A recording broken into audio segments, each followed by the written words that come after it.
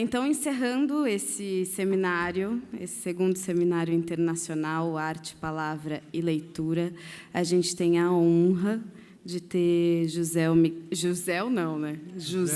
Miguel Wisnik. Muito obrigada pela presença. Também já agradeço a todos aqui, porque depois não teremos perguntas, nem mais agradecimentos, aí encerra. Tá bom? Muito obrigada.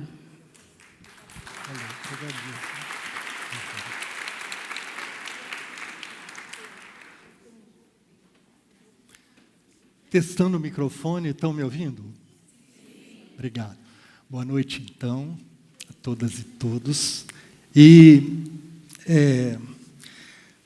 Começo a minha fala dizendo que combinamos que eu vou falar de uma das linhas de interesse desse evento, que é o do papel das narrativas na constituição do humano. E certamente esse é um tema amplo o suficiente para nos levar a muitas das linhas das coisas que foram vividas aqui nesses últimos dias. Eu vou falar em especial da narrativa ficcional, ou seja, do que é a ficção e do papel que a ficção tem na constituição das nossas vidas. Quero falar, antes de mais nada, que a ficção, enquanto tal, no sentido que ela é uma forma pela qual as sociedades humanas se inventam, nunca sem ficção. A ficção é uma forma fundante de construir a realidade. A ficção é uma modalidade de relação humana que está em perigo hoje. Ela está sob ataque. E é em função desta condição de perigo que eu estou falando a vocês, e é como eu vou puxar esse fio. Então, esse fio é muito amplo, nos leva para muitos lugares, como eu falei, mas eu quero começar de uma palavra, de uma pequena palavra, de uma sílaba só, na qual, no entanto, se decide o destino da ficção. E essa palavra é a palavra eu.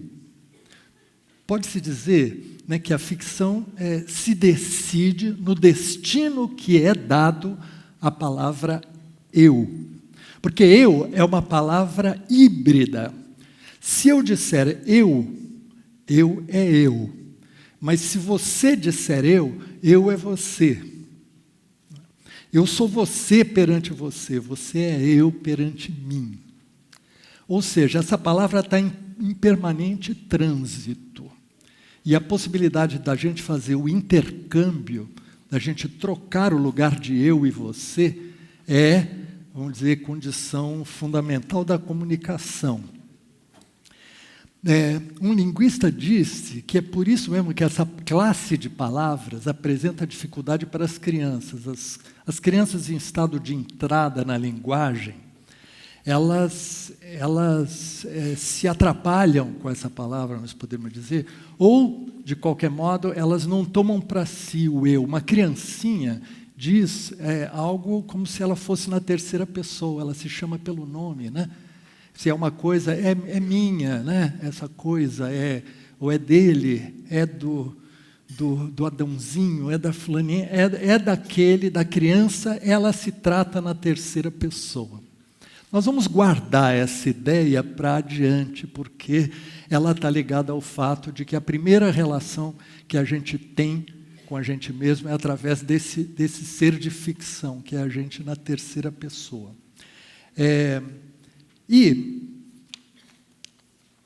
Quando um primeiro, desculpe, quero dizer ainda que por isso mesmo, pelo fato de ser a palavra eu, essa palavra que a gente custa entrar nela quando criança, né, o infante, aquele que ainda não fala, quando ele vai falar, podemos dizer que a relação dele com a língua, ela se completa e se fecha no momento em que ele assume falar eu. E eu é a última palavra estrutural que a criança aprende. A última palavra estrutural da língua. E é a primeira que, em certas situações, um afásico perde. Portanto, a palavra eu, ela é a própria encruzilhada na qual se decide o modo como os sujeitos entram no campo da língua. Assim também, ela é a palavra crucial para a ficção e a não ficção. Porque quando um ficcionista escreve eu, esse eu já não está liberado do vínculo usual e do vínculo obrigado com a pessoa que escreve. É próprio da ficção que se suspende a relação referencial. Em todas as situações comuns da vida, se eu digo eu, aquela palavra está necessariamente colada àquele que fala. Mas na ficção, eu é um outro. Eu é um ele já, não é? O poeta é um fingidor e finge tão completamente que chega a fingir que é dor, a dor de que devera sente, porque esse eu, né, quando ele vira ficção, ele já virou outra coisa. E o escritor, o ficcionista, usa, portanto, a palavra eu de maneira parecida com aquela que as crianças usam, não é? Porque para ela, dizia o crítico francês Roland Barthes, que quando um escritor faz isso, não é um disfarce, não é uma projeção, nem é uma distância. Assim como a criança não se disfarça quando ela está se chamando ela mesma de eu. Ela está adotando esta forma como a criação de um jogo poderoso, na verdade, que são as crianças que começam a fazer. E, portanto, sempre que nós praticamos a ficção, nós jogamos a ficção, nós estamos fazendo alguma coisa que nos constituiu nos primeiros movimentos da vida e da nossa relação com a linguagem. Muito bem. Dito isto, e, portanto, se a gente considera esse ponto para ir ampliando como numa espiral, nós podemos dar um salto agora para uma relação que a ficção tem com a antropologia. É isso que diz um professor de literatura e escritor da Universidade Federal do Paraná, chamado Alexandre Nodari, que escreve dois textos especialmente sobre ficção, que para mim foram extremamente valiosos, e eu quero passar a vocês as coisas que estão ditas ali. O primeiro texto se chama A Literatura como Antropologia Especulativa. E ele segue a trilha de pensamento aberta pelo antropólogo Eduardo Viveiros de Castro. Nos dois casos, o que está em questão aí, nesse pensamento da ficção como uma forma de antropologia, isso está ligado ao fato de que a antropologia é uma ciência que tem seu objeto. O objeto da antropologia não é um isto ou um ele, mas é um outro que é um sujeito, que é um eu. O objeto da antropologia é um sujeito. A antropologia é uma ciência que está comprometida com esse fato. Ela não pode tratar o outro como coisa, porque necessariamente o outro, a antropologia corresponde, é uma ciência, um pensamento, é conhecimento que se abre para o conhecimento do outro. E, portanto, o antropólogo tem que, de certa forma, se transformar neste outro que ele não é, para, através do olhar do outro, ver-se a si mesmo também como um outro, ver-se a si mesmo modificado, alterado, né, pelo fato de que nós somos diferentes quando nos olhamos não segundo a nossa própria ótica, mas quando nos olhamos pela ótica do outro. Portanto,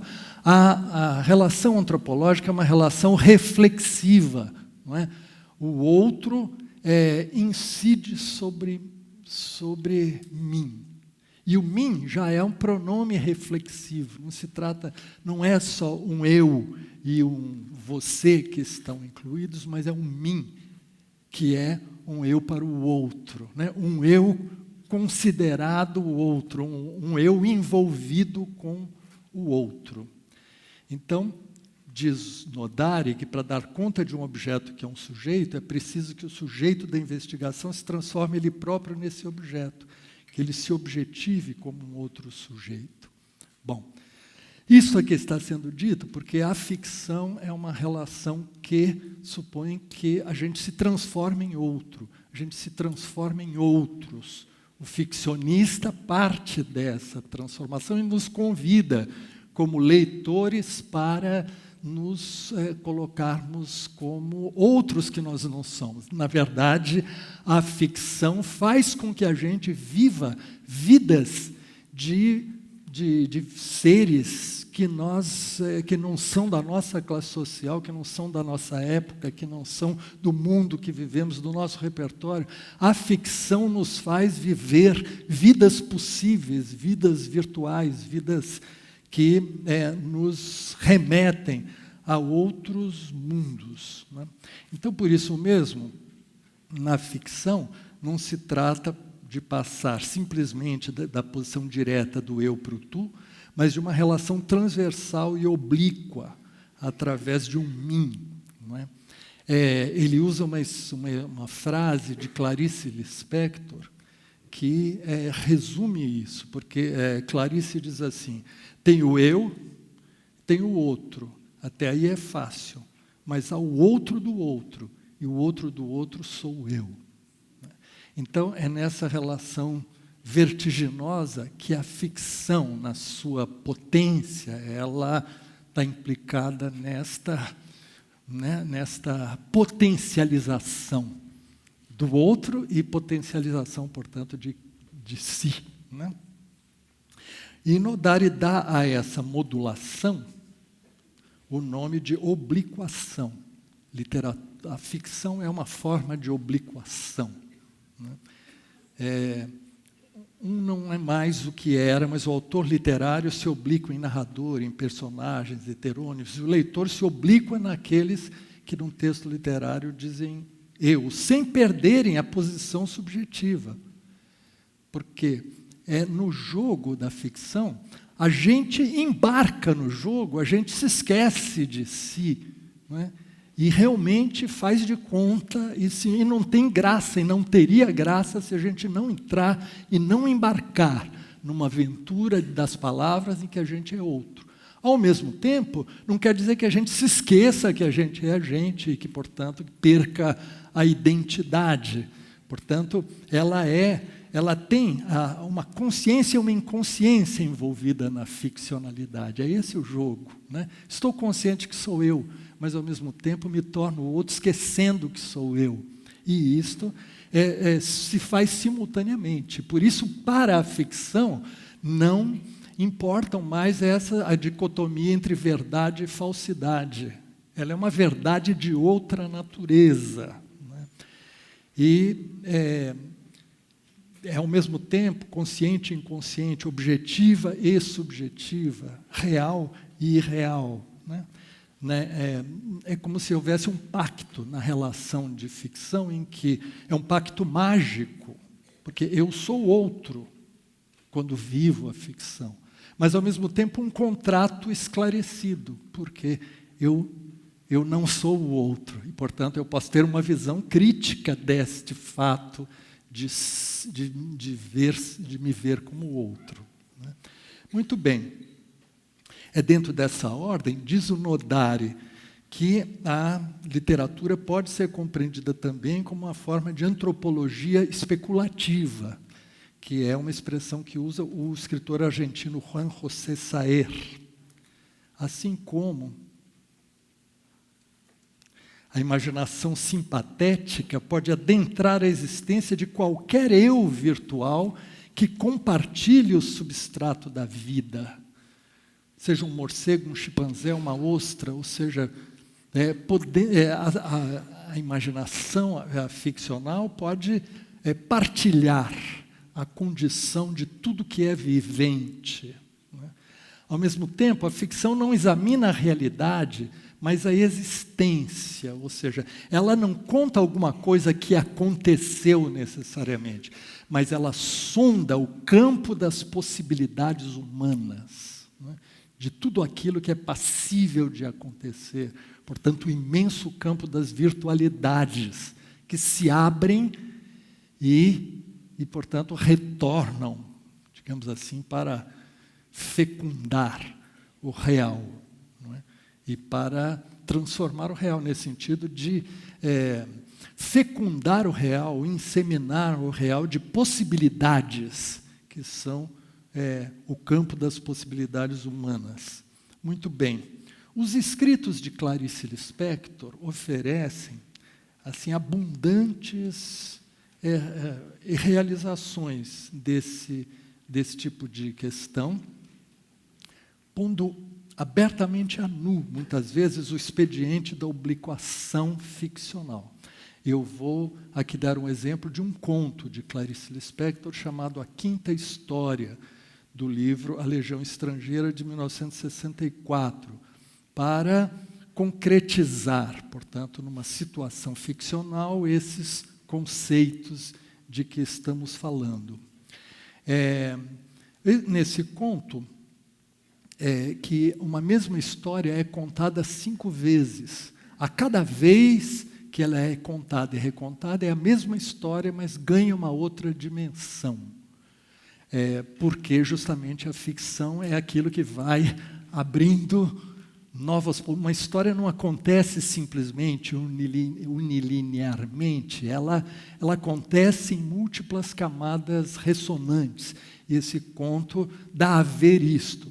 A história inicial é muito simples. Uma mulher, dona de casa, na narradora, se queixa de que a sua casa está cheia de baratas. Queixei-me de baratas.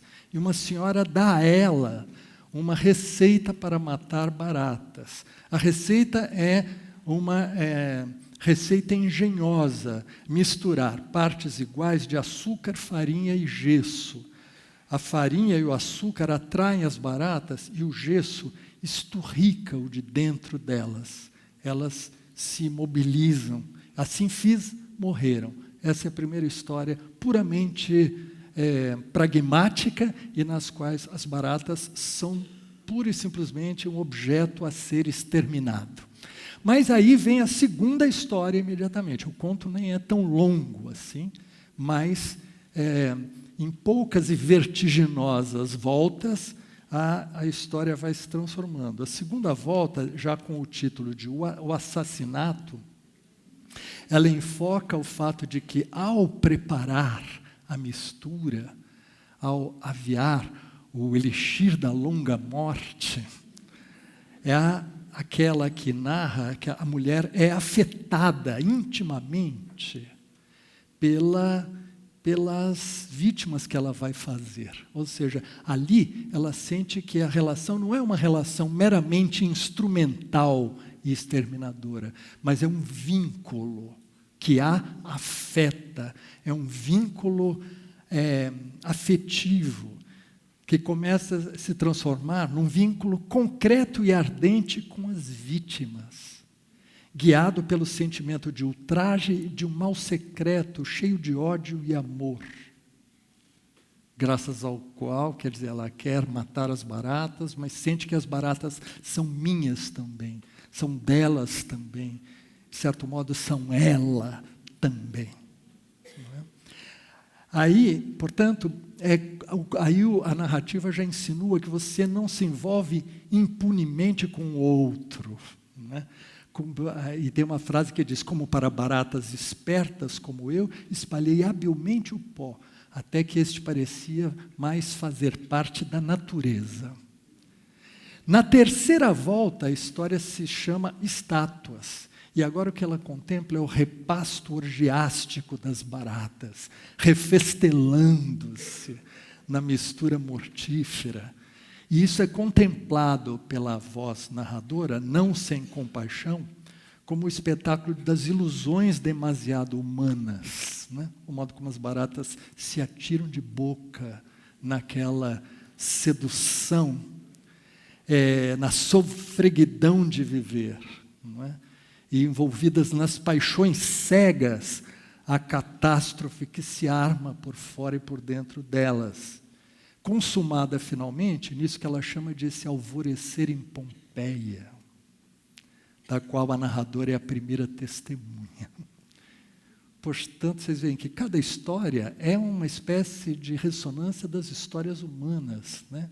A catástrofe de Pompeia é aqui, daquelas baratas, e aqui, a cada vez que a história soa, um galo canta, como se fosse na Bíblia, entende? Aquele galo que anuncia a morte de Cristo, e ao mesmo tempo que ela conta essa história de serão 5, mas seriam 1001 se 1001 noites me dessem, né? Então, com isso eu quero dizer que a história, ela é feita de histórias, e é assim que ela vai se multiplicando, não é? O conceito de obliquação, tal como definido pelo Nodari, ele encontra aqui nesse conto da Clarice uma realização literal e explícita, porque as baratas, espertas, mas ingênuas, elas interpretam a fatalidade que as paralisa internamente como se fossem ainda modalidades interpessoais da mágoa, da esperança e da culpa. Uma morreu quando ela estava dizendo a outra a palavra eu te. É uma declaração suspensa e fica a antena da barata ainda ao vento. E outra diz assim, como sempre, e tantos de nós sempre acham que tudo é culpa da gente mesmo. Há uma que diz, é que olhei demais para dentro de mim.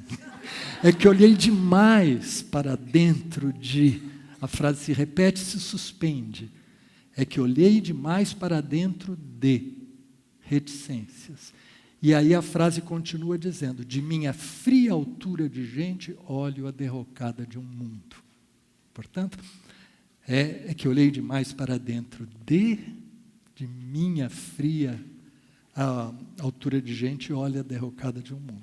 Nesse momento, há uma abismação do eu no outro, através de um duplo eu, que é a barata e a mulher, mas obliquados num mim, literalmente, não é?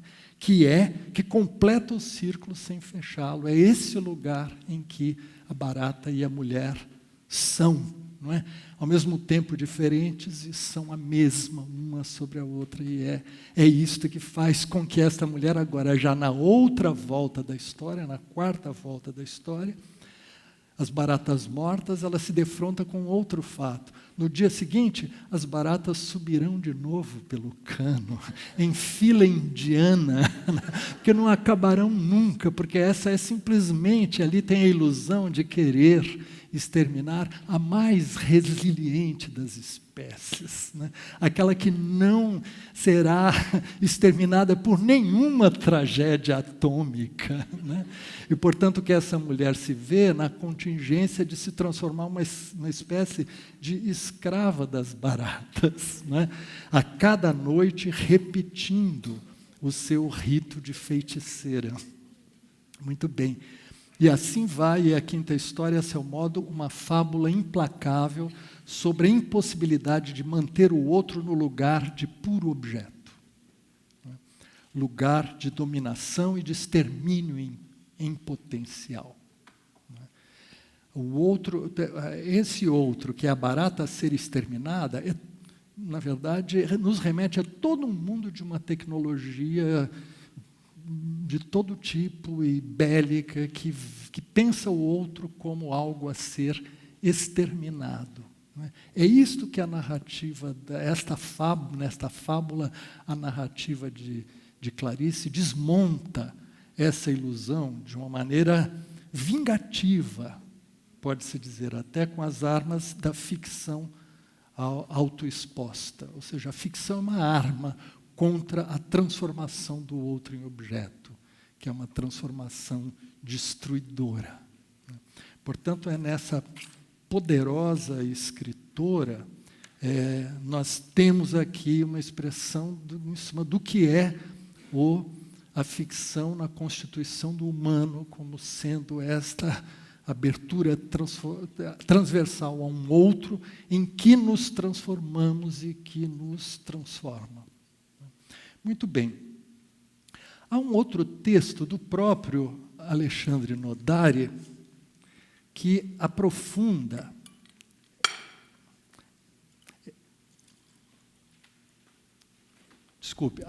esta visão, trazendo um elemento da psicanálise. Esse texto chama-se Alterocupar-se, obliquação e transicionalidade na experiência literária. Esses textos não estão publicados em livro, mas vocês acham facilmente na internet, se tiverem interessados, e eu recomendo, para pensar isso tudo aqui. O nome é Alexandre Nodari, certo? Nodari, N-O-D-A-R-I. E nesse caso, agora, ele acrescenta, como se fosse nessa espiral de que estamos falando, ele acrescenta um elemento que vem do trabalho do psicanalista inglês David Winnicott. E, especialmente, para uma categoria que existe no trabalho de Winnicott, que é o chamado objeto transicional. Objeto transicional é nós voltamos à criança, né? Objeto transicional é ao qual as crianças se apegam. As crianças mesmo no sentido infante. A palavra infância quer dizer o não falar. O infante é aquele que ainda não fala, né? A criança se apega a um objeto, que pode ser, em suma, uma boneca, um boneco, um cobertor, um pedaço de pano, um travesseiro, o que se for, ela se agarra àquilo, né? Todo mundo cheira e vive e, em suma, mastiga aquilo, ela leva a boca, aquilo é uma extensão do corpo, e ela convive durante um tempo com isso. Quem em suma, conviveu com esse processo de criação infantil, sabe o quanto esses objetos ganham uma importância numa certa fase da vida, que é exatamente aquela em que a criança faz uma transição do estado de fusão com a mãe, de fusão simbiótica com a mãe, porque o infante não sabe que ele e a mãe são diferentes, que existe um sujeito, que existe um objeto, que, em suma, para ele é uma coisa só, para a criança é uma coisa só, a relação simbiótica com a mãe, e trata-se justamente de fazer esse despregar-se, né? De constituir-se como um sujeito que é, ao mesmo tempo, objeto de outro, né? Formar um eu.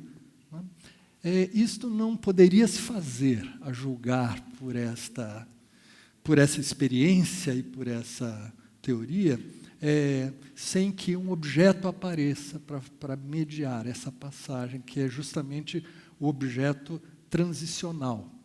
É o momento em que a criança vai construir esta, vamos dizer, experiência de que existe alguém e um outro, que existe um objeto interno que ela alucina, existe alguma coisa que é dentro dela e alguma coisa que se apresenta a ela como coisa fora dela. Existe o sujeito-objeto, existe a identidade e a alteridade e tal. Então, esse objeto transicional, ele trabalha numa zona intermediária e, segundo Winnicott, ele possui um estatuto paradoxal, porque ele é e não é duas coisas ao mesmo tempo. Para a criança, ele não é o seio da mãe, no entanto, ao mesmo tempo, é o seio da mãe. É um objeto que já não é mais o seio da mãe, mas que ele trata como o seio da mãe, já, vamos dizer, descolado do corpo da mãe. Portanto, e para a criança, esse jogo de é e não é que é o fundamental. Se a gente olhar de fora dele, a gente vai dizer, bom, isso é uma loucura infantil, que acredita que uma coisa é, ao mesmo tempo, não sendo. Não é? Mas aí é que está toda a questão, que é o jogo desse ser ou não ser, que permanecerá sempre na nossa experiência com a ficção, onde a gente também acredita e não acredita, suspende a descrença e, ao mesmo tempo, a crença de que uma história que é inventada e é vivida como real. Né? Se a gente entrar dentro desse outro, né, enquanto adultos olhando a criança, a gente tem que entender que esse jogo é de outra natureza. Né? Então, para ela, em suma, diz o próprio Winnicott que é isto que permanecerá em nós nas atividades da cultura, da vida, da arte, as construções da religião, que também você diz que o mundo quer dizer, é uma ficção que ao mesmo tempo é uma realidade para o sujeito e se constitui assim. Então, isso nos coloca numa situação muito curiosa, que é o objeto transicional não é o eu da criança, já é uma outra coisa. É como se fosse uma terceira pessoa, que, no entanto, é uma primeira.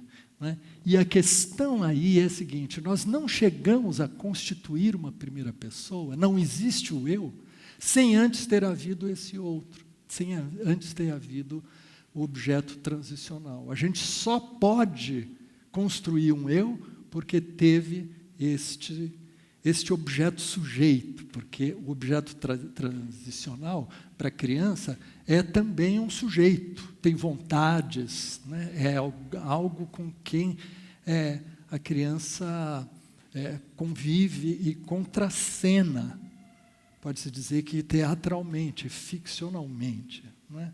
Então, para a gente dizer eu, é preciso primeiro dizer ele. E, portanto, o primeiro eu que nos constitui é um ele e é de ficção. Ou seja, o personagem de ficção é o nosso primeiro personagem. A gente não chega a formar o eu como um personagem que cola em nós e passamos a acreditar nele, sem que nós tenhamos passado pela experiência de ficcionalizar, que é uma espécie de terceira margem da pessoa. Né? E quantas vezes, então, nós vamos usar essa expressão terceira margem, que é de um conto do Guimarães Rosa, tão poderosa ela é em captar esses estados intermediários. Lembra o Nodari que a mãe também embarca neste jogo, porque o objeto transicional é a criança e é a mãe, e também para a mãe. Né? E, em suma, aí se dá esse processo de construção da identidade por obliquação. Aqui, portanto, voltamos ao primeiro termo que tínhamos usado lá. O primeiro sujeito é oblíquo, né? Existe uma obliquação fundante. Sobre isso aqui eu quero dizer ainda uma coisa importante do ponto de vista de Winnicott, que é o que ele chama de o valor da ilusão. A ilusão é necessária para a constituição da realidade. Né? A ilusão tem este valor. E o processo transicional é um processo em que, baseado nesta ilusão pactuada entre a mãe e a criança, ou entre quem cria a criança e a própria criança, é que neste pacto ficcional em movimento é que se dá essa ilusão, mas também, diz Winnicott, um desilusionamento, porque no final das contas isso resulta que a criança tem que aceitar que ela se despregou da mãe, que ela tem que cair no mundo, que ela tem que viver as precariedades do mundo, em suma, que ela tem que jogar agora com tudo aquilo que é também frustração. Não é? Dito assim, nós podemos dizer que aí está uma questão muito básica para que permanecerá sempre na experiência da ficção. Ela cria ilusão, ao mesmo tempo, a ficção, quando é plena, ela também, para ela poder desilusionar, ou seja, desfazer fantasias, desfazer, em suma, ilusões propriamente dita, mostrar a realidade, mas pelo crivo da ilusão. Né? E aqui eu gostaria de lembrar que tem um poeta cantor no Brasil, que é Gilberto Gil, para o qual, em toda a obra dele, a palavra ilusão tem um papel fundamental. E é exatamente esse de que eu estou falando. Para ver o desilusionamento da relação com o real, nós temos que contemplar o valor da ilusão, drão. Né? O amor da gente é como um grão, uma semente de ilusão. Né? Tem que morrer para renascer, ressuscitar, em suma. E muitas músicas de Gilberto Gil, eu escrevi até para um volume de que reunia letras do Gil, um texto chamado O Dom da Ilusão, sobre esse dado no Gil. Portanto, está ligado à poesia, está ligado à ficção, à nossa relação com a ficção, em suma, tudo isso que eu falei no sentido de afirmar a importância da ficção na constituição de mundos abertos, né? E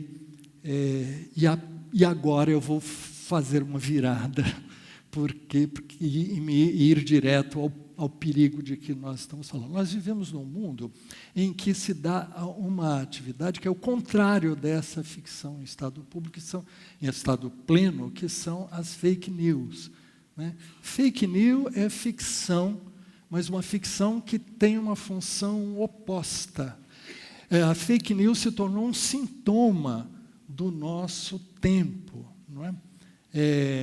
E podemos dizer assim, quando você tem uma narrativa factual, documental, eu é eu, ele é ele, e o que você conta, pelo gênero, quando é factual, né, uma narrativa, vamos dizer, jornalística, biográfica, autobiográfica, etc., está em jogo a referência à realidade, e aquele que escreve pode ser cobrado, né, e responsabilizado por aquilo que escreveu. Na ficção literária, como a gente falou, eu é ele, você é eu, tudo isso é obliquado não mim, e o que vale é o estranhamento da realidade tal como ela está convencionada e ela vivenciada como mundos possíveis que se desentranham dela e voltam a ela. Agora, a fake news ou factoide é uma ficção manipuladora na qual o que está em jogo não é o reconhecimento nem o estranhamento da realidade dada, mas é a guerra pela produção instantânea de realidades imaginárias, em que o alvo da fake news é um X, podemos dizer, e é o alvo do que estou dizendo, esse eu que produz esse tipo de ficção, e minha facção, pudermos construir e destruir com tiros de ficção. Ou seja, você dá tiros de ficção, que são tiros de ficção, mas não tiros de festim. Tiros de ficção visando efeitos de real. Por isso, esta realidade de um mundo saturado de fake news é um mundo de tiros. Isso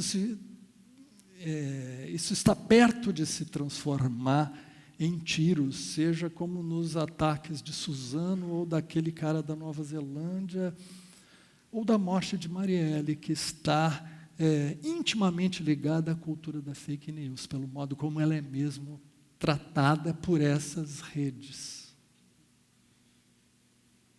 Ouviu o silêncio? Bom. Isto acompanha uma crise de representação política, né? Porque a política vive ela, de certo modo, ela se condenou a ser uma espécie de teatro de aparências que recobre mal os imperativos, os interesses econômicos, interesses partidários. Isso fez a política ser vista, muitas vezes a política oficial, a política tradicional, como um teatro de aparências, né? Razão pela qual ela se transfere voluntário ou involuntariamente para o domínio da ficção.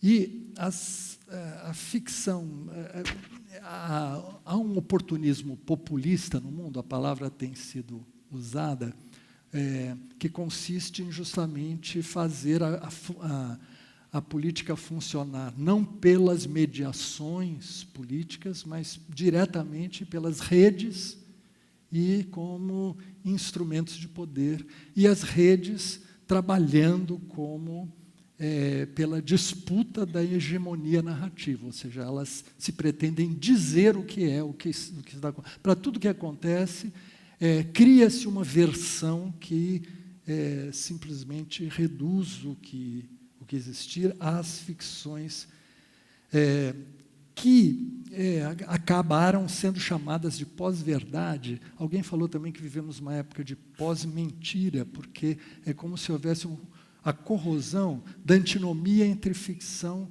e realidade, porque as fake news não estão interessadas se elas aparecem comprometidas com a verdade. O que interessa são os efeitos, ou seja, o uso de recursos digitais e da manipulação dos algoritmos, guiado no limite por exércitos de agentes de comunicação e hackers, com alvos localizados e objetivos estratégicos, menos conceituais do que estatísticos. O que interessa é o poder que ela obtém sobre nervos e impulsos, não mais sobre corações e mentes.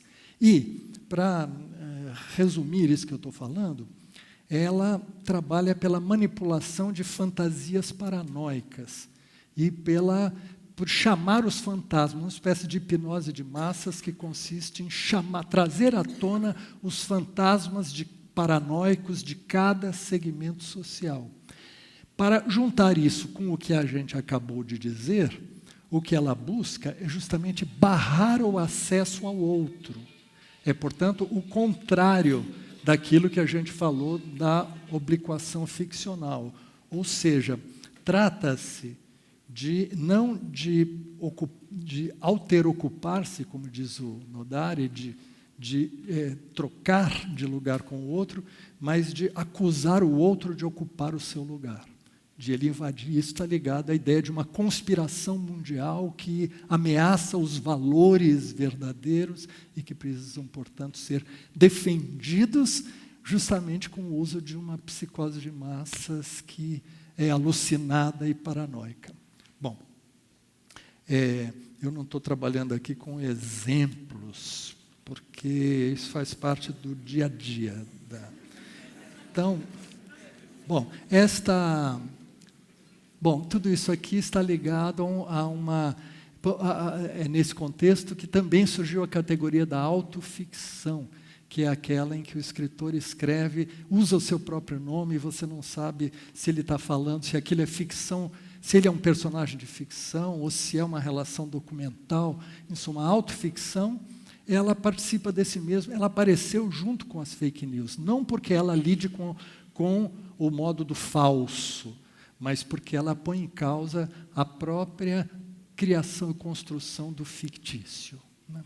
Bom, dito isto, nós chegamos a um ponto que acho que nos interessa fundamentalmente aqui, que é a questão da ficção e sua relação com o ativismo identitário, né? E o que eu gostaria é justamente de fazer a relação entre esta, vamos dizer, forma de relação com o mundo, que é a obliquação ficcional e a demanda da representatividade identitária posta na ficção, que corresponde a uma poderosa expressão da cultura contemporânea. Então, e isto está expresso aqui mesmo, nesse evento, que é manifestação da força das diferentes manifestações ou demandas de raça e de gênero, e, vamos dizer, ocupando seus lugares de fala e denunciando a invisibilidade pela qual os lugares de fala dominantes escondem que eles são manifestação do privilégio, não é?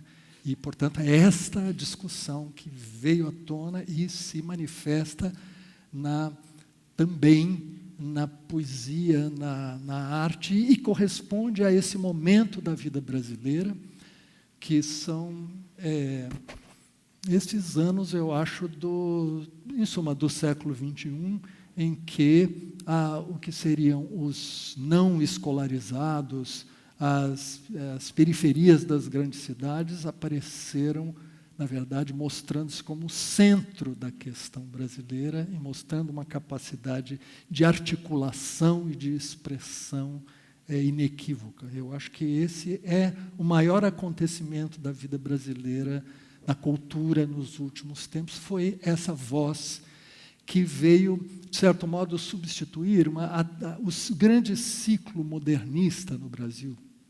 O grande ciclo modernista é marcado pela busca por parte de intelectuais letrados de representar e incorporar a realidade popular. Isso deu grandes obras e um projeto de Brasil baseado nessa aliança entre a cultura escrita e a cultura popular. Isso está nas obras de Mário de Andrade, de Oswald de Andrade, de Graciliano Ramos, de Guimarães Rosa, está no cinema novo, está na canção popular e vai, podemos dizer, até o tropicalismo. Esse é um grande arco pelo qual a cultura letrada, nesse sentido, desta tradição, quis entender, quer dizer, essa grande defasagem que existe no Brasil, a grande desigualdade, a exclusão, através de uma incorporação artística que apontasse para uma transformação do país. Eu diria que este projeto ele foi impedido de se realizar, tanto estética quanto politicamente, pela ditadura civil-militar, que veio para impedir os desdobramentos e as consequências daquilo para o qual apontava a cultura política e a cultura artística nesses anos. E é nesse período que se instalou um outro tipo de cultura onipresente, que é a da televisão, que tem seus interesses, suas contradições e tal, mas que estabeleceu um outro tipo de relação em que desapareceu esse projeto cultural que marca o grande, vamos dizer, a grande linhagem lá do modernismo, né? Muito bem, na última década do século XX, esta questão ganhou outro corpo pelo momento em que as periferias ganharam um corpo, uma realidade e uma força de elocução pela palavra que altera esse quadro. Dessa vez não havia mais propriamente a figura daqueles mediadores, geralmente da classe média intelectualizada, como eu, e que, eu digo do ponto de vista de classe, mas em outro período histórico, e que fizeram esse projeto de aliança de classes que apontava para uma transformação do Brasil que não se deu. O fato de que não se deu essa transformação, ela retorna na cultura, e acho que ela tem um ano marcante, que é o ano de 1997. É o ano do romance Cidade de Deus, de Paulo Lins, e é o mesmo ano de Sobrevivendo no Inferno, dos Racionais MCs, que é um grande acontecimento impactante como reversão dessa lógica ficcional e do poder da palavra que vem pelo rap, e, em suma, por uma cultura de um pensamento que cria sua poética, seus modos de difusão e que tem uma poderosa influência sobre o conjunto da cultura no Brasil, né? Então, todas essas coisas, elas estão ligadas ao mesmo tempo, não ao mesmo tempo, mas vem no desdobramento disso a demanda pela representatividade do lugar de fala, né? Na verdade, os Racionais MCs são uma afirmação de um lugar de fala que, no caso, não tinha como questão a afirmação de uma identidade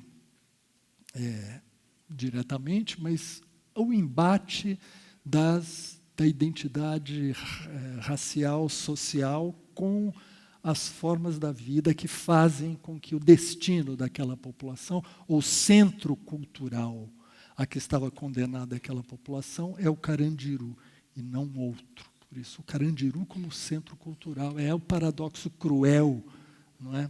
De uma força contundente que o rap instaura nesse momento. Nesse caso, muitas vezes, os movimentos identitários, eles pedem a afirmação da identidade, da exemplaridade, da representatividade daquele que fala. Ou seja, coloca-se uma questão que é quem fala, quem usa a palavra, quem está num lugar de fala, deve corresponder àquilo que está dizendo, ou seja, deve corresponder.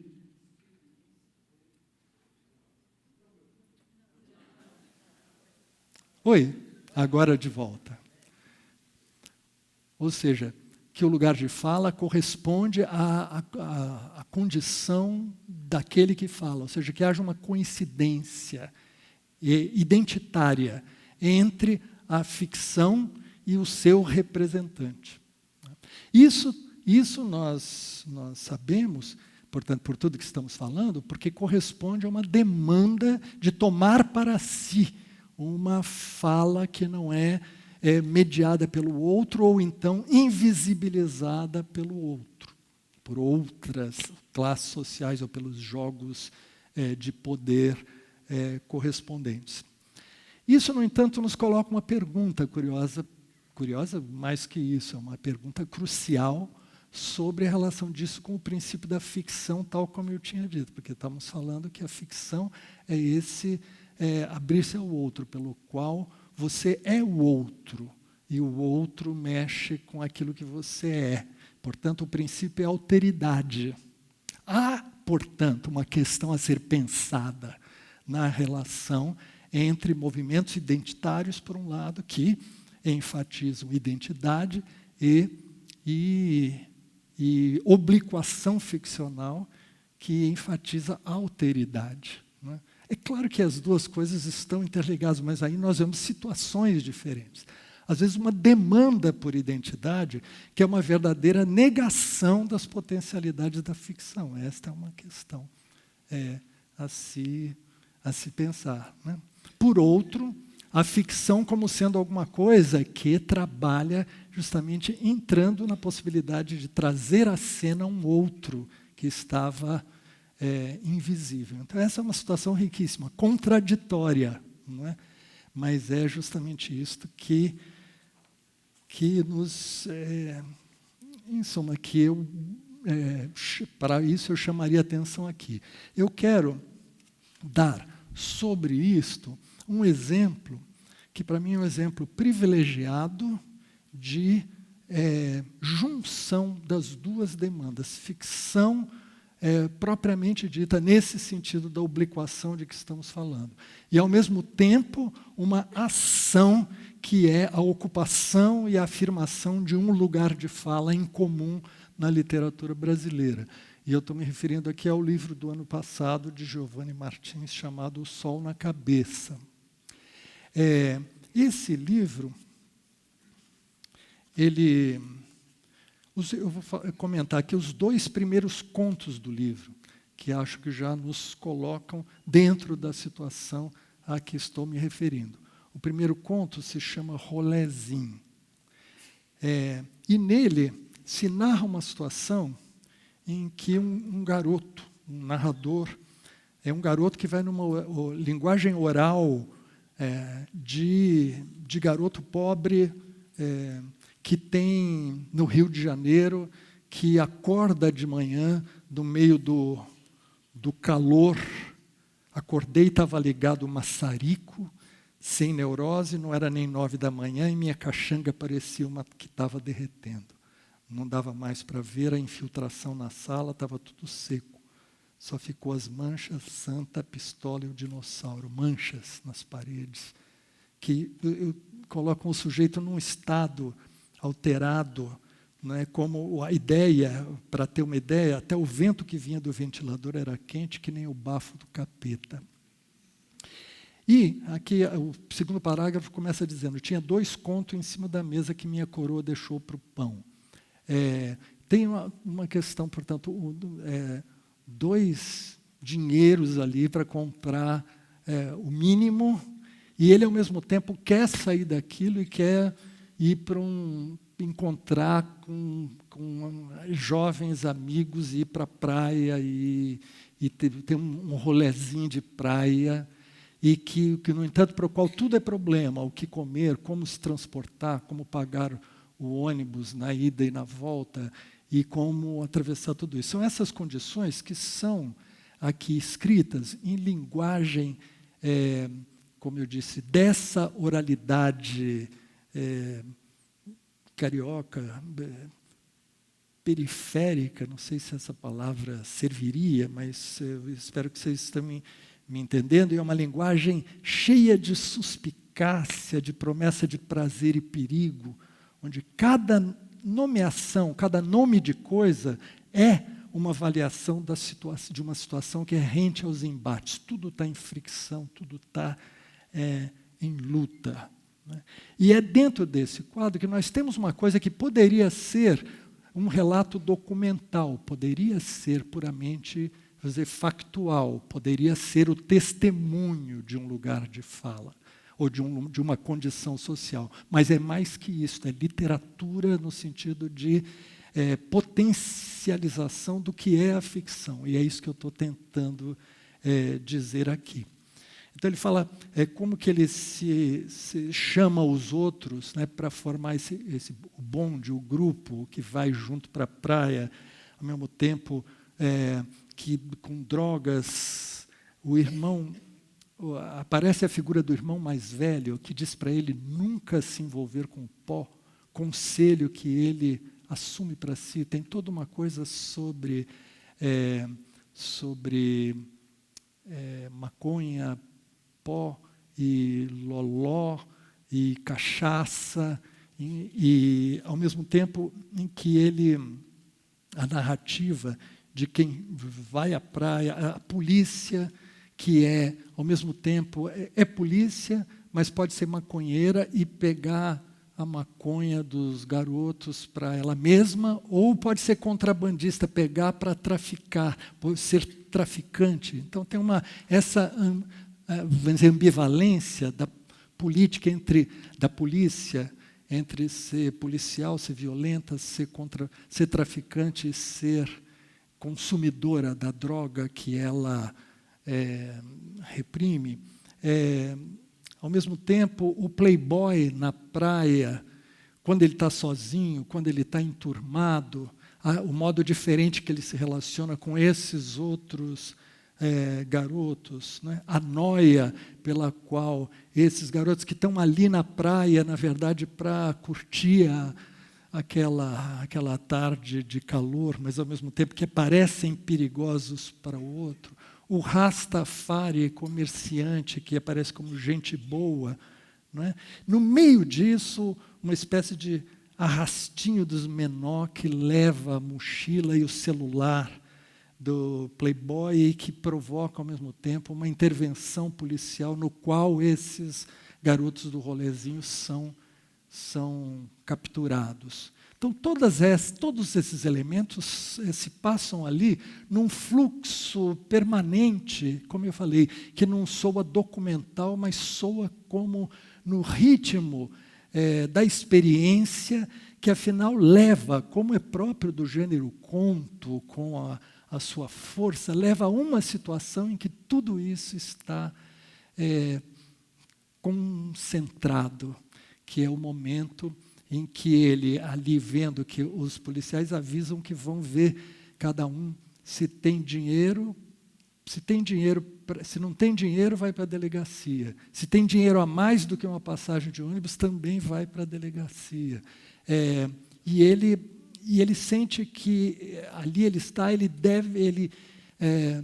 não quer que isto aconteça para ele, para a mãe dele e tal, e de repente ele foge e o policial está para atirar. E o último parágrafo é justamente esse momento. Isso é próprio, como eu estou dizendo, a ficção em sua plenitude, e especialmente o gênero conto, ele cria uma situação que leva a um momento, que é um momento instantâneo, em que a vida inteira de alguém está toda contida num relance.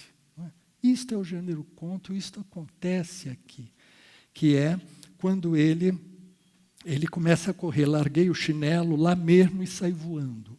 O cana gritou na hora que ia aplicar. Passei mal, papo reto, fui correndo com o cu na mão, queria nem olhar para ver qual ia ser. Lembrei do meu irmão, de nós jogando golzinho na rua. Ele era sempre o mais rápido, era neurótico na corrida. Eu estava correndo quase que nem ele no desespero.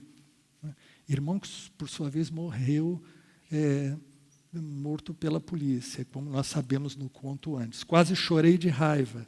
Eu sei que Luiz não era X9, meu irmão nunca ia X9 ninguém, morreu foi de bucha, no lugar de um vacilão desses, que daí que o mundo está cheio. Isso sempre me enche de ódio. E o último parágrafo. Meu corpo todo gelou, parecia que estava feito. Era minha vez.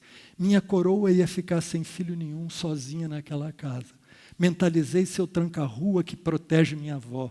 Depois o Jesus das minhas tias. E não sei como conseguia correr. Menor, papo reto, meu corpo todo parecia que estava travado. Eu estava todo duro, tá ligado? Geral na rua me olhando. Virei a cara para ver se ainda estava na mira do verme, mas ele já tinha dado as costas para continuar revistando os menores. Passei batido. E assim termina o conto. Olha, então esse conto, portanto, é uma situação intensa, é uma situação extrema, não é? Dessas que faz a vida inteira vir numa memória alucinada e toda uma sensação do corpo, é alguma coisa que, portanto, é crucial para o sujeito, mas está pendurada no quê? Numa mera casualidade, que é se o policial vai se dar o trabalho de dar um tiro nele ou se vai revistar simplesmente o menor que ali está. O que faz com que a ficção toda esteja pondo em foco, na maneira da ficção, a irrelevância da vida em situação. Quer dizer, uma vida que pode existir ou pode não existir, simplesmente ao sabor do acaso, nessas injunções todas, não é? Que são muito vivas e muito complexas. Não é? Isso aqui tem um negócio próprio do conto, que é o corte, né? O modo como uma narrativa de repente se suspende. E como que ao mesmo tempo ela anunciava, podia ser um final trágico, não sei o quê, mas o fato de não ser é mais contundente do que se fosse simplesmente o personagem terminando ali. Não é? Porque isso tudo é que deixa tudo mais à tona, não é? Em suspenso, e essas narrativas fazem isso o livro inteiro. Eu não posso deixar de falar ainda do segundo conto chamado Espiral. E o conto Espiral quando a gente começa a ler, ao contrário do primeiro, ele está escrito em linguagem canônica, da norma culta. O que tira, portanto, o primeiro conto do aspecto de que fosse uma literatura que cairia no pitoresco de uma linguagem, vamos dizer, local, específica, de grupo. Há uma situação social parecida, na verdade, que tem as mesmas questões em jogo, agora se dá como disse o João Moreira Salles, num português canônico, e a passagem da oralidade para isso se dá como quem respira. E diz o João Moreira Salles, uma nova língua brasileira chega à literatura com força inédita. Eu quero dizer que, de fato, dá-se aqui uma nova obliquação. O que nós estamos vendo é todo um jogo do eu, a identidade se mostra na relação com seus outros. É no jogo com os outros que o lugar deste sujeito se afirma. Portanto, eu acho isto. É mais forte isto do que a afirmação programática, que é propriamente mais política do que estética, a afirmação da identidade do sujeito. Porque na literatura a identidade se faz da alteridade. E esse segundo conto, ele é incrível sob esse aspecto, porque ele é uma situação do garoto que mora na favela de Zona Sul, e tem um parágrafo aqui em que ele descreve a passagem de descer do lugar dele para chegar diante de um condomínio da Zona Sul. Como é essa transição? Eu não vou ler aqui, porque isso simplesmente já, como dizia Tom Jobim, dado adiantado da hora. Mas o que acontece é que, em todos os lugares, ele se vê como ameaça aquelas pessoas da classe média alta em cima dos condomínios. Ele é sempre visto como perigo. E o que acontece no conto é isto: ele embarca nesta figura que é a imagem do outro sobre ele e passa a experimentar, fazer-se perigoso, aproximar-se. A princípio de uma velha, ele chega junto e faz ela temer que ele é o bandido que ela acha que ele é, e cria situações. Ele vai experimentando, ele passa uma espécie de cobaia e experimentador de uma experiência que ele passa a fazer continuamente, que é de testar esse medo que ele produz sem intencionar. Mas ele passa a intencionar produzir o medo que é atribuído a ele. Vocês vejam que isto é a própria e pura obliquação. Ou seja, o que se explora aqui é justamente o lugar de fala e a invisibilidade ameaçadora do sujeito é que se torna aquilo que faz dele, né, o outro do outro. O outro do outro sou eu. E o outro do outro é para ele essa ameaça que então eu embarco e encarno como uma experiência. Experiência o quê? Ficcional. Ou seja, ele passa a estabelecer uma espécie de jogo ficcional que é o que define a ação do conto. A certa altura ele acha que ele não pode, que fica muito difuso se ele fizer isso erraticamente com diferentes pessoas, porque não dá para levar a experiência a seu limite. Então ele resolve escolher um personagem, um cara com que ele tromba uma vez, o cara olha para ele, para o cara, etc. Ele passa a acompanhar esse cara, saber tudo sobre esse cara. Ele dá nomes imaginários para as filhas do cara, para a mulher do cara. Está fazendo ficção, certo? E a ficção está sendo o modo pelo qual ele explora, sonda o seu próprio lugar naquelas relações.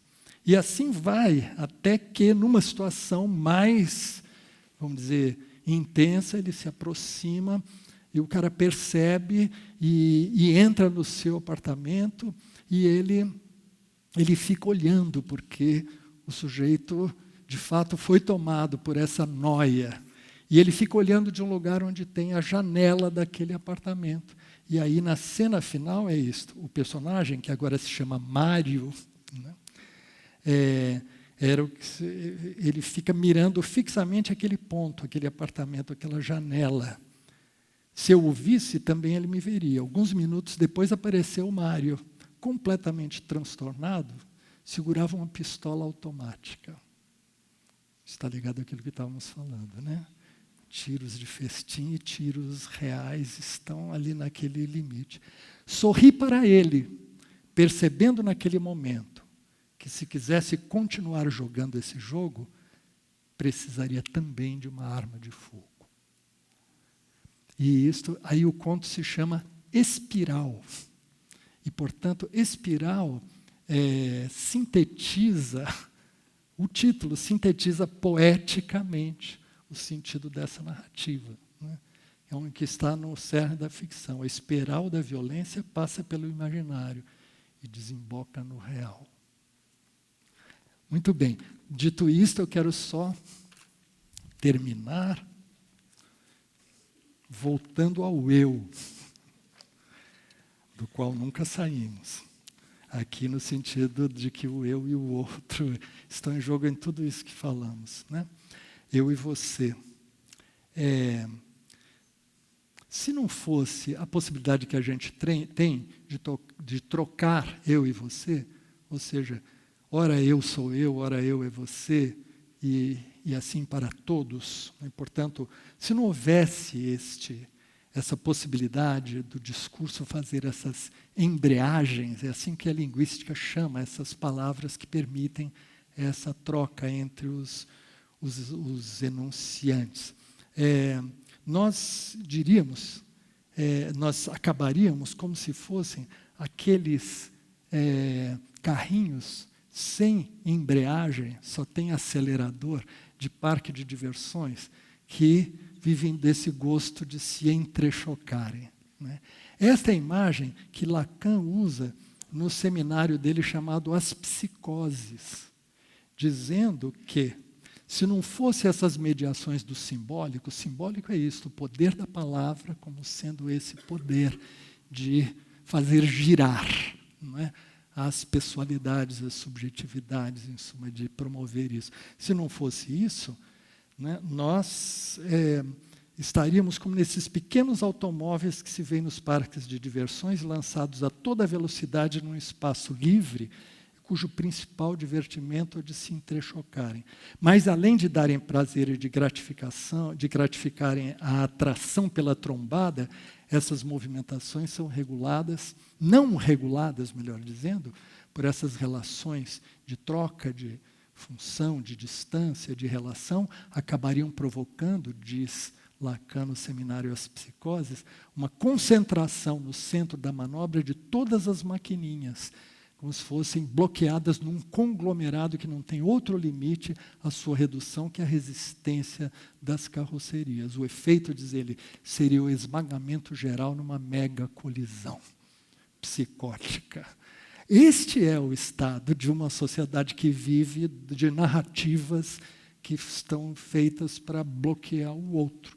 Nesse sentido, eu acho que se aplica às palavras eu e você, mas aplica a função da ficção. A ficção é justamente aquela possibilidade de outrar-se, de obliquar-se no outro, de lançar-se ao entrelugar de sujeito e objeto, do real e do real, do irreal, do atual e do virtual. E, portanto, sem isso, essas narrativas todas vão para um inimaginável colapso centrípeto, né? Por isso que é importante nesse momento da vida mundial e da vida brasileira, em que a cultura venha a ser criminalizada ou vista como fraudulenta, como invasiva, como improcedente, como imprópria, etc., justamente o poder da palavra, da poesia, da ficção e a possibilidade do outrar-se é aquilo que a gente tem que orgulhosamente afirmar.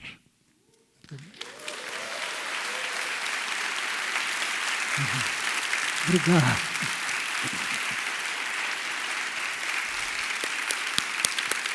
Obrigado, Cristo. Valeu. Obrigado.